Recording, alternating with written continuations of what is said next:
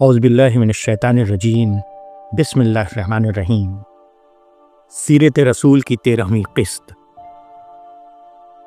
اس زمانے میں مدینہ میں قیدیوں کو رکھنے کے لیے کوئی جگہ نہیں تھی۔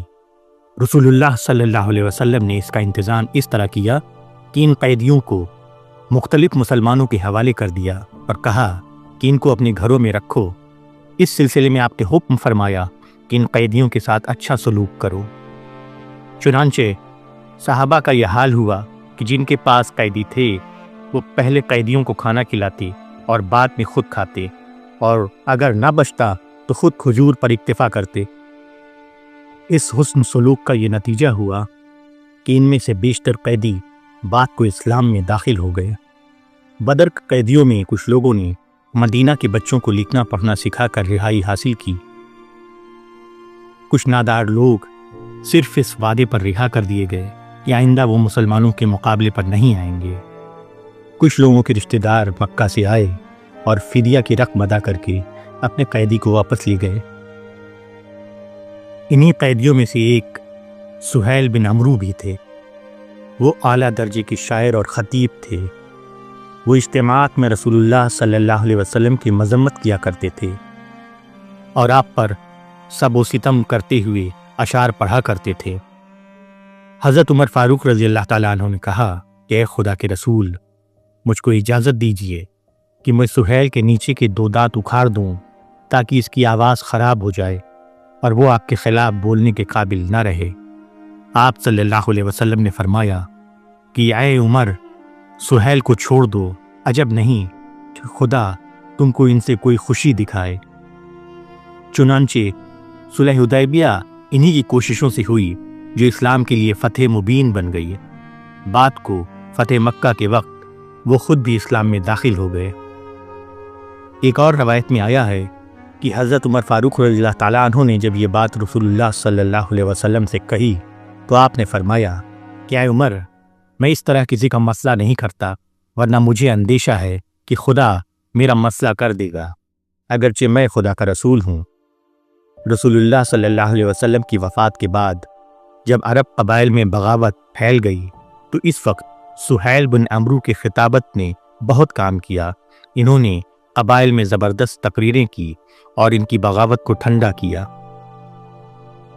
غزوہ بدر کے بعد شوال 2 ہجری میں غزوہ قرقرۃ القرر کا بھی واقعہ پیش آیا۔ غزوہ بدر سے واپس آنے کے بعد آپ کو یہ خبر ملی کہ سلیم اور غطفان آپ کے خلاف اکٹھا ہو رہے ہیں۔ اس کے بعد آپ 200 آدمیوں کو لے کر ان کی طرف روانہ ہوئے۔ آپ چلتے ہوئے اس مقام پر پہنچے جس کو چشمہ قرر کہا جاتا ہے۔ ان لوگوں کا مقصد کھلی لڑائی نہ تھا، چنانچہ جب ان کو معلوم ہوا کہ پیغمبر اسلام ان کے اقدام سے باخبر ہو چکے ہیں اور اپنے آدمیوں کے ساتھ ان کی طرف بڑھ رہے ہیں تو وہ واپس لوٹ گئے۔ آپ نے چشمہ قرر پر 3 روز تک قیام فرمایا اور اس کے بعد بلا مقابلہ مدینہ لوٹ آئے۔ اسی 2 ہجری میں شوال کے مہینے میں غزوہ بنی قینقاع کا بھی واقعہ پیش آیا۔ قبیلہ بنی قینقاع یہودی عالم عبداللہ بن سلام کے برادری سے تعلق رکھتا تھا۔ ان کی شجاعت اور بہادری مشہور تھی۔ اکثر لوگ زرگری کا کام کرتے تھے۔ پیغمبر اسلام ان کے بازار میں گئے اور ان کو جمع کر کے انہوں نے اسلام کا پیغام دیا۔ آپ نے کہا کہ اے گروہ یہود، تم لوگ اللہ سے ڈرو۔ بدر میں جس طرح قریش خدا کی پکڑ میں آ گئے ہیں، ایسا نہ ہو کہ تم بھی اسی طرح خدا کی پکڑ میں آ جاؤ۔ اسلام کو مان لو۔ یقیناً تم جانتے ہو کہ میں خدا کا بھیجا ہوا نبی ہوں۔ تم اس کو اپنی کتاب میں پاتے ہو اور اللہ نے تم سے اس کا عہد لیا ہے۔ یہود اس تقریر کو سن کر بگڑ گئے۔ انہوں نے کہا کہ اس سے پہلے آپ کا مقابلہ ایک ناواقف اور نا تجربے کار قوم قریش سے تھا جس میں آپ غالب ہو گئے۔ بخدا اگر ہم سے مقابلہ ہو تو آپ جان لیں گے کہ ہم مرد ہیں۔ پیغمبر اسلام جب مکہ کو چھوڑ کر مدینہ آئے تھے تو وہاں کے یہودی قبائل بنی قینقاع اور بنی قریظہ اور بنی نذیر سے یہ معاہدہ ہوا تھا کہ ہم نہ آپ سے جنگ کریں گے اور نہ آپ کے دشمن کو کسی قسم کی مدد دیں گے۔ قینقاع نے عہد شکنی کی اور آپ سے جنگ پر آمادہ ہو گئے۔ یہ یہودی قبیلے مدینہ کے اطراف میں رہتے تھے۔ اس کے بعد پیغمبر اسلام صلی اللہ علیہ وسلم نے مدینہ میں اپنی جگہ ابو لبابہ بن عبد المنظر کو مقرر کیا اور بنی قینقاع کی بستی کی طرف روانہ ہوئے۔ یہود نے قلعہ میں داخل ہو کر اس کا دروازہ بند کر لیا۔ پیغمبر اسلام نے 15 شوال سے یکم ذی القعدہ تک ان کا محاصرہ کیا۔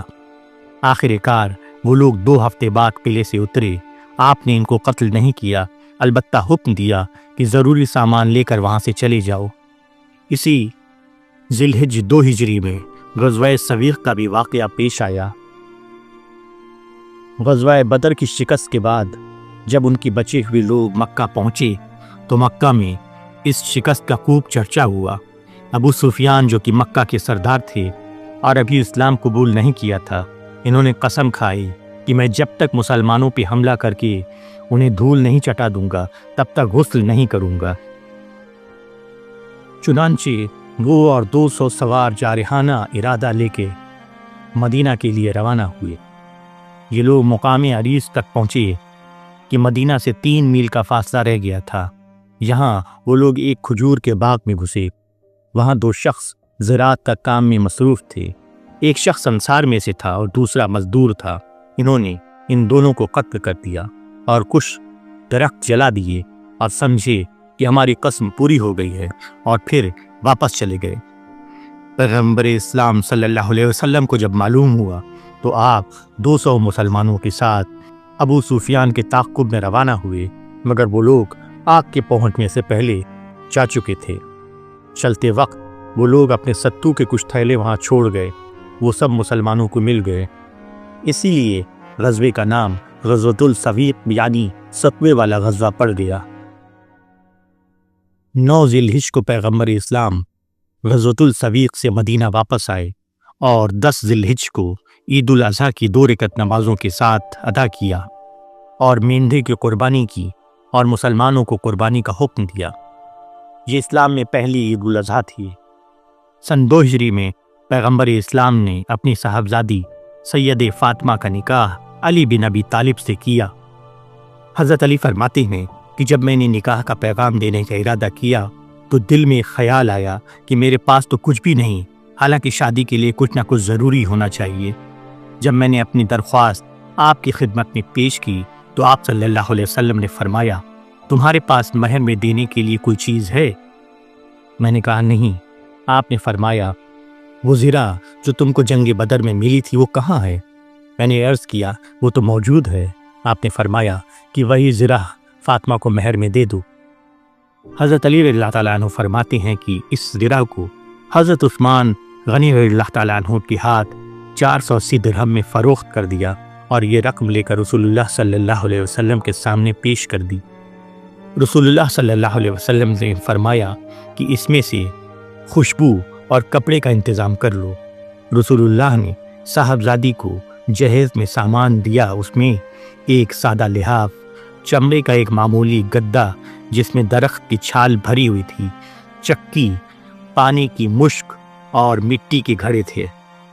محرم 3 ہجری میں رسول اللہ صلی اللہ علیہ وسلم کو مدینہ میں یہ خبر ملی کہ بنو صلبہ اور بنی محارب نجد میں جمع ہو رہے ہیں اور ان کا ارادہ ہے کہ اطراف مدینہ میں چھاپا ماریں اور سامان لوٹیں۔ داشور غطفانی ان کا سردار تھا۔ یہ خبر سن کر آپ صلی اللہ علیہ وسلم نے صحابہ کی ایک جمعیت کے ساتھ غطفان کی طرف کوچ کیا اور مدینہ میں عثمان بن عفان کو اپنا نائب مقرر فرمایا۔ اس وقت آپ کے ہمراہ 450 صحابہ تھے۔ قبیلہ غطفان کے یہ لوگ آپ کے آنے کی خبر سن کر منتشر ہو کر پہاڑیوں کی طرف چلے گئے۔ صرف ایک شخص ہاتھ آیا۔ صحابہ نے پکڑ کر اس کو آپ کی خدمت میں پیش کیا۔ آپ نے اس کو نصیحت کی اور اس کے سامنے اسلام کی دعوت پیش کی اور اس نے اسلام قبول کر لیا۔ سفر کا پورا مہینہ آپ نے اسی علاقے میں گزارا، لیکن کوئی شخص مقابلے پر نہ آیا۔ آپ پرامن طور پر مدینہ واپس آ گئے۔ اسی سفر سے واپسی میں آپ ایک موقع پر ایک درخت کے نیچے تنہائی میں لیٹ کر آرام فرما رہے تھے۔ اس وقت مشرکین میں سے ایک ادھر سے گزرا۔ وہ آپ کو اکیلا دیکھ کر آپ کے پاس آیا۔ اس کے ہاتھ میں ایک تلوار تھی۔ اس نے کہا کہ اے محمد، تم کو مجھ سے کون بچائے گا؟ آپ نے فرمایا کہ اللہ۔ اس کے بعد اس نے تلوار رکھ دی اور آپ کے پاس بیٹھ گیا۔ آپ نے تلوار اپنے ہاتھ میں لے لی اور کہا کہ اب بتاؤ کہ تم کو مجھ سے کون بچائے گا؟ اس نے کہا کہ آپ بہتر تلوار لینے والے ہیں۔ آپ نے اس سے یہ وعدہ لے کر چھوڑ دیا کہ وہ آئندہ کبھی آپ کے مقابلے میں نہیں آئے گا۔ ربیع الثانی 3 ہجری میں غزوۃ النجران کا واقعہ پیش ہوا۔ ربیع الثانی 3 ہجری میں مدینہ میں آپ کو یہ خبر ملی کہ نجران کے علاقے میں بنی سلیم مسلمانوں کے خلاف کارروائی کے لیے جمع ہو رہے ہیں۔ خبر پانے کے بعد آپ 300 صحابہ کے ساتھ نجران کی طرف روانہ ہوئے اور مدینہ میں عبداللہ بن ام مکتوم کو اپنا نائب مقرر فرمایا۔ ان لوگوں نے جب آپ کے آنے کی خبر سنی تو اپنا ارادہ ترک کر کے منتشر ہو گئے۔ آپ نے تقریباً 10 دن نجران کے ان علاقے میں قیام فرمایا اور اس کے بعد مدینہ واپس آ گئے۔ شوال 3 ہجری میں غزوہ احد کا واقعہ ہوا۔ مکہ سے ہجرت کرنے کے بعد مکہ والوں کے اقدامات کے بنا پر بار بار ان سے جھڑپیں ہوتی رہیں۔ ان میں سے پہلا بڑا واقعہ بدر کا غزوہ تھا۔ اس میں اہل مکہ کو زبردست شکست ہوئی۔ اس شکست کے بعد وہ خاموش نہیں ہوئے۔ ان کے انتقام کا جذبہ بھڑکتا رہا، یہاں تک کہ وہ جنگ پیش ہوئی جس کو غزوہ احد کے نام سے جانا جاتا ہے۔ بدر کے موقع پر قریش کی اس فوج سے مٹ بھیڑ ہوئی تھی جو ابو جہل کی سرداری میں مکہ سے نکل کر آئی تھی۔ قریش کا دوسرا گروہ وہ تھا جس کی حیثیت تجارتی قافلے کی تھی۔ یہ قافلہ سفیان کی سرداری میں شام سے آ رہا تھا۔ وہ محفوظ طور پر مکہ پہنچنے کامیاب ہو گیا تھا۔ اس تجارتی سفر میں اہل مکہ نے مشترک طور پر 50,000 کا سرمایہ لگایا ہوا تھا۔ اس سے تقریباً دگنا فائدہ حاصل ہوا تھا۔ اب مکہ کے سردار ابو سفیان بن حرب، عبداللہ بن ابی ربیعہ اور اکرمہ بن ابی جہل وغیرہ دار الندوہ میں اکٹھا ہوئے۔ مشورے کے بعد یہ طے پایا کہ اس تجارت کی اصل رقم لوگوں کو لوٹا دی جائے اور اس کا جو نفع ہے اس کو مدینہ کے خلاف فوجی کارروائی میں استعمال کیا جائے۔ چنانچہ اس مقصد کے لیے باقاعدہ تیاری کی گئی، یہاں تک کہ پورے ساز و سامان کے ساتھ 3,000 کا لشکر 5 شوال 3 ہجری کو مکہ سے مدینہ کے لیے ابو سفیان کی سرداری میں روانہ ہوا۔ رسول اللہ صلی اللہ علیہ وسلم کو بعض ذرائع سے قریش کی اس فوجی اقدام کی خبر ہو گئی۔ چنانچہ آپ نے مزید حالات معلوم کرنے کے لیے مدینہ سے 2 آدمی روانہ کیے جن کا نام انس اور مونس تھا۔ ان دونوں نے واپس آ کر یہ خبر دی کہ قریش کا لشکر مدینہ کے قریب پہنچ چکا ہے۔ اس کے بعد آپ نے حباب بن منظر کو بھیجا تاکہ وہ لشکر کی تعداد کا اندازہ کریں۔ انہوں نے واپس آ کر تعداد وغیرہ کے بارے میں پوری اطلاع دی۔ اس کے بعد آپ نے دفاع کی تیاریاں شروع کر دیں اور صحابہ کو جمع کر کے مشورہ کیا۔ بزرگ صحابہ کی رائے یہ تھی کہ شہر میں رہ کر ان کا مقابلہ کیا جائے، لیکن نوجوان مسلمان کی رائے یہ تھی کہ شہر سے نکل کر باہر مقابلہ کرنا چاہیے۔ خود رسول اللہ صلی اللہ علیہ وسلم کی رائے یہ تھی کہ مدینہ میں قلعہ بند ہو کر دفاع کیا جائے۔ عبداللہ بن ابی نے کہا کہ شہر مدینہ ایک قلعے کے مانند ہے۔ تاریخ بتاتی ہے کہ جب بھی مدینہ والوں نے مدینہ میں رہ کر دشمن کا مقابلہ کیا تو کامیاب رہے، اور جب وہ مدینہ سے باہر نکلے تو کامیاب نہ ہو سکے۔ کچھ لوگوں نے اس خیال کا اظہار کیا کہ اگر ہم نے مدینہ میں رہ کر ان کی مدافعت کی تو ہمارے دشمن ہم کو بزدل قرار دیں گے۔ رسول اللہ صلی اللہ علیہ وسلم جب مدینہ سے نکلے تو آپ کے ساتھ 1,000 افراد تھے، مگر مذکورہ اختلاف کے بنا پر عبداللہ بن ابی کی سرداری میں 300 آدمیوں نے درمیان سے جدا ہو کر واپس جانے کا فیصلہ کیا اور مدینہ کی طرف روانہ ہو گئے۔ انہوں نے کہا کہ ہماری بات نہیں مانی گئی، اس لیے ہم اس میں شریک نہیں ہو سکتے۔